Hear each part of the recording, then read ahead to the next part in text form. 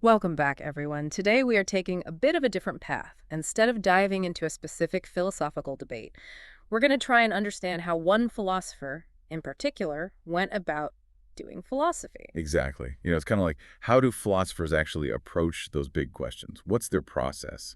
What can we learn from their methods? Right. And for this, our guide is going to be Henry Haberly Price. He lived from 1899 to 1984, and he had a very long career at Oxford. He was the Wykeham Professor of Logic there. And he was really a highly respected figure in his time. You might have heard his name in connection with Austin and the whole critique of sense data. Those sort of immediate objects of perception that we think we're aware of when we see or hear or touch things. Right. But we really want to go beyond that one association with Price. We want to dig into his wider philosophical approach. How did he tackle all those fascinating questions across so many different areas, from perception to the philosophy of religion, even psychical research? He was interested in a lot. Yeah, it's pretty amazing. And to get to the core of how Price operated as a philosopher, we've identified four key characteristics that really show up time and time again in his work. So these are like the recurring patterns in his thinking that reveal his fundamental way of approaching things. Exactly. So first of all, we have his commitment to following the evidence of experience.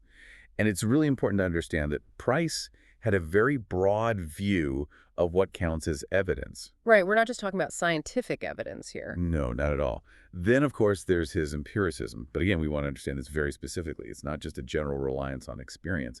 Price had a very nuanced way of thinking about this. Okay, so we've got his unique understanding of evidence and his specific kind of empiricism. What else? Then there's his defense of common sense. He really saw this as vital for philosophy, the bedrock, you might say. Okay, so that's three.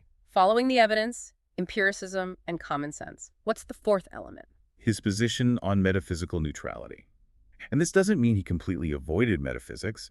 It's more about a strategic way of engaging with it. A very subtle and interesting approach. All right, so those are the four key elements we're going to be looking at today. Our mission, if you will, is to unpack these for you. We want to help you grasp how this significant philosophical mind, H. Price, approached things. And hopefully this will give you some aha moments along the way without getting bogged down in too many details. That's the plan. So let's start with this idea of following the evidence of experience. It sounds straightforward enough, but Price really takes it in some fascinating directions. He does. For Price, following the evidence meant being genuinely open to wherever it led.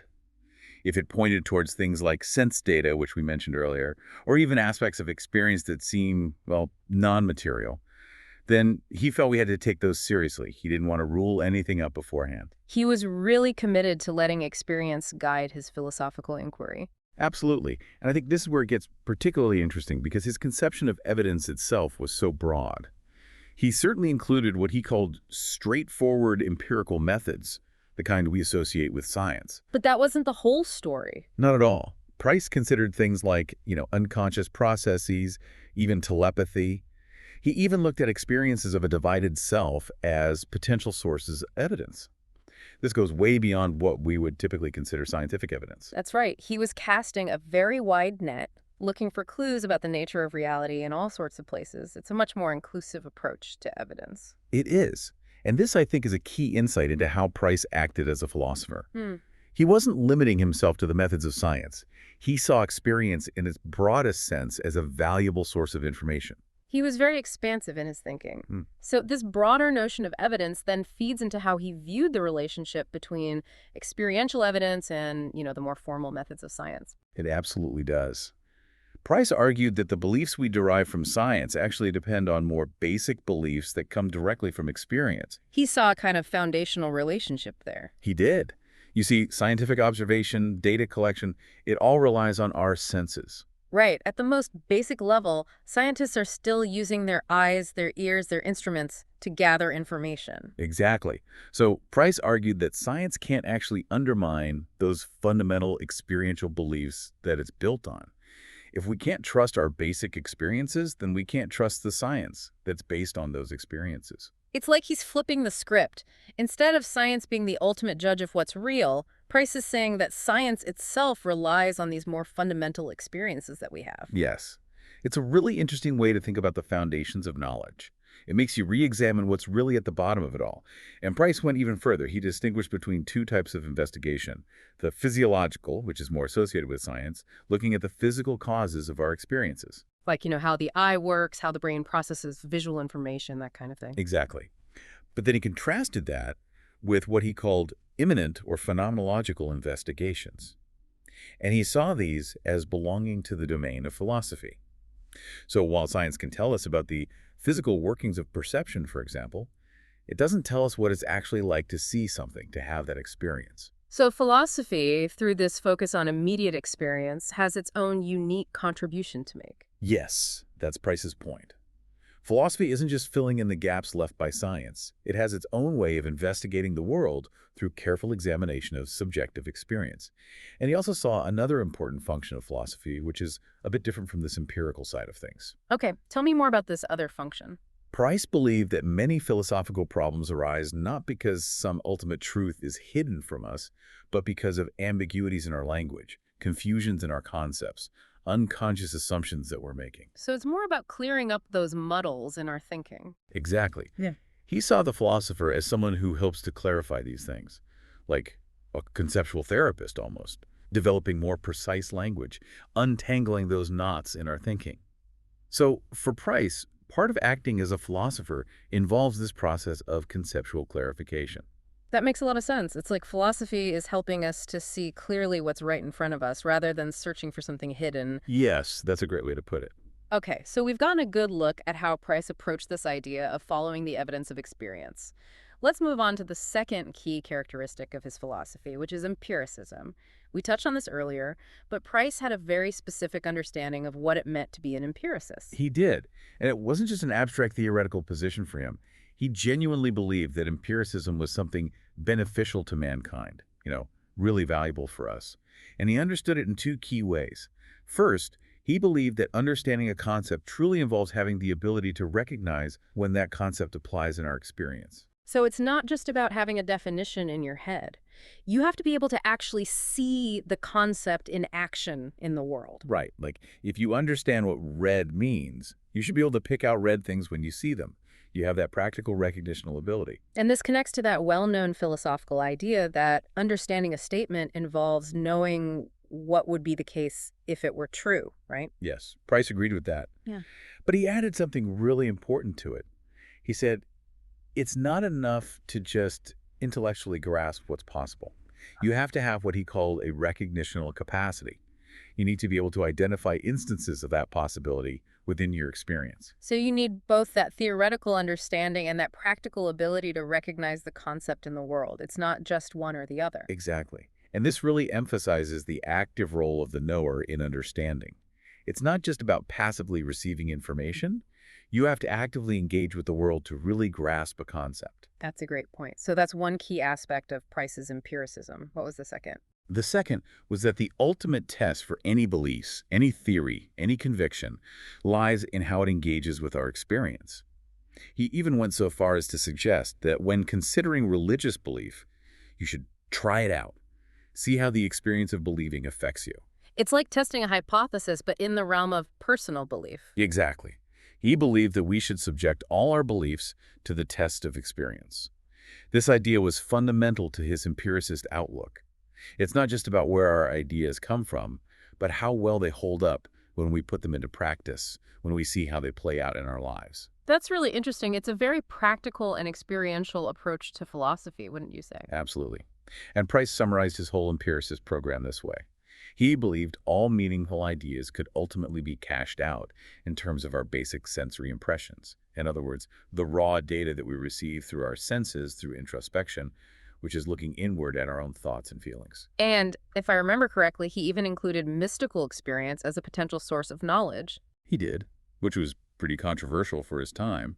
But he argued that even these less conventional forms of experience could contribute to our understanding. That really shows his commitment to this broad experiential approach. And he even had a really memorable quote that captures this view, right? Yes, he said. An empiricist is a man who says, it all comes down to ostensive definition in the end. By ostensive definition, he meant essentially pointing to something. It's like, if you want to know what red is, I just point to a red apple and say, that. Exactly. It's about grounding our understanding in those direct experiences of the world. And it's also worth noting that Price saw philosophers like Hume and Locke as his philosophical heroes. That's like a pretty strong lineage. It is. And he quite deliberately identified himself as an old-fashioned British empiricist. He was actually quite resistant to a trend that was emerging in philosophy during his time, which is called linguistic epistemology. This approach focuses more on the role of language in shaping our knowledge. So instead of emphasizing language, Price wanted to keep that focus on direct experience as the primary source of knowledge. Exactly. He felt that language was important, of course, but it couldn't replace the fundamental role of experience itself. All right, so we've explored Price's views on evidence and empiricism. Let's turn to the third key element of his approach, which is his defense of common sense. Now, this is something that we all feel like we have, but how did Price understand its role in philosophy? Well, Price, building on the work of G.E. Moore, actually saw common sense as the foundation of all philosophy. It was the starting point, the bedrock. He wasn't saying that common sense always gives us the right answers, right? No, not necessarily. Yeah, But he believed that it was the essential ground upon which all philosophical inquiry must be built. that's interesting. And he was also quite critical of attempts to undermine common sense, especially by appeals to science. Oh, absolutely. He argued that science itself relies on common sense. Think about it. Conducting experiments, interpreting data, communicating findings, all of that presupposes a shared understanding of the world that's based on common sense. So if science tries to completely overturn our basic common sense beliefs, it's basically sawing off the branch it's sitting on. Exactly. He saw a real fallacy in that kind of argument. You can't use science to undermine common sense if science itself depends on common sense. And Price also emphasized that certain aspects of our cognitive lives, our existence as conscious beings, just have to be accepted as they are. He was particularly concerned with the reality of what he called the inner life. So things like our thoughts, our feelings, our dreams, those very personal experiences. Yes, he believed that those are fundamental to our being and that we can't just dismiss them. He saw a tendency in some philosophical circles to downplay or deny this inner life, and he worried that this led to a kind of dehumanization. That's a really important point. If we lose touch with our own inner experience, we lose something essential about what it means to be human. Absolutely. And this focus on common sense also influenced the kinds of philosophical questions Price was interested in. He tended to gravitate towards issues that were closely connected to our everyday experience. He wanted to start with what felt most immediate and familiar. Yes, and then build from there. For example, when he was discussing the question of universals, what it means for different things to share the same property, he preferred the Aristotelian view. This view says that universals exist in the things themselves. So the redness of an apple is somehow in the apple itself. Right, and he contrasted this with the Platonic view, which says the universals exist separately from the things that have them. Price preferred the Aristotelian view, not because he thought the Platonic view was necessarily wrong, but because he saw it as being closer to common sense. So common sense served as a guide, a sort of compass for his philosophical explorations. Exactly. It helped him to stay grounded in those everyday experiences that we all share. All right, let's move on to that fourth and final key characteristic of Price's philosophy, which is metaphysical neutrality. Now, this sounds like he might have been hesitant to take a strong stance on those big questions about the nature of reality. Well, it's a bit more subtle than that. He wasn't a complete skeptic about metaphysics. He actually made significant contributions to that field himself. But he did have a certain reluctance to take sides in some of those debates. He did, Yeah. and he was very strategic about it. He avoided taking sides when he felt that the evidence didn't definitively support one view over another. It was a very careful and deliberate approach. Can you give me an example of this metaphysical neutrality in action? Sure. Consider his work on what's called resemblance nominalism. This is the view that things share a property, like redness, simply because they resemble each other. So there's no universal redness out there. Things are just red because they look red. Price explored this view in detail, but he didn't ultimately commit to it. He remained open to the possibility that there might be universals after all. So he was willing to thoroughly examine different metaphysical positions, but he didn't feel the need to choose one as being the absolute truth. Exactly. And his typical approach was this. He would acknowledge that our experience points to the existence of certain things, like sense data or mental states. But he wouldn't go further than that. Right. He wouldn't necessarily commit to any specific view about their ultimate nature, like whether sense data are fundamentally physical, mental, or something else entirely. He felt that the empirical evidence didn't settle those questions. So he was drawing a distinction between what we can learn from experience and those deeper metaphysical questions. Yes. And it's important to understand that Price wasn't against metaphysics altogether. Unlike some philosophers of his time, he didn't think it was meaningless or nonsense. In fact, he was critical of those who dismissed metaphysical inquiry entirely. His neutrality had limits. He was willing to accept the existence of certain things when he felt the evidence supported it. It was about being careful and rigorous, letting the evidence guide his metaphysical commitments. Exactly. It was a very thoughtful and nuanced approach. And a good example of this is his discussion of sense data. He argued that simply admitting that we have sense data, that we're aware of these immediate objects of perception, doesn't force us to take any particular view on their nature. So we don't have to say whether they exist independently of us or whether they're private to each individual or what their ultimate source is. Right. Price pointed out that we're not even immediately aware of the true nature of physical objects. We see a table, but we don't immediately know what it's made of at the most fundamental level. So he argued for a kind of neutrality about the nature of sense data. As he put it, so far as the main theme of this book goes, it really does not matter how we answer them, i.e. the questions about the nature of sense data. But he did believe in the existence of sense data. Yes, that's an important distinction. He was making a claim about their existence, but not about their ultimate metaphysical status. And even his neutrality wasn't absolute. He was willing to take a stand when he felt that our experience clearly supported a certain view. So there were times when he would say, look, this is just undeniable based on what we experience. Absolutely. For example, he argued that it's simply a fact of our visual experience that visual fields have depth. Any theory that tries to deny this is just misrepresenting our actual experience.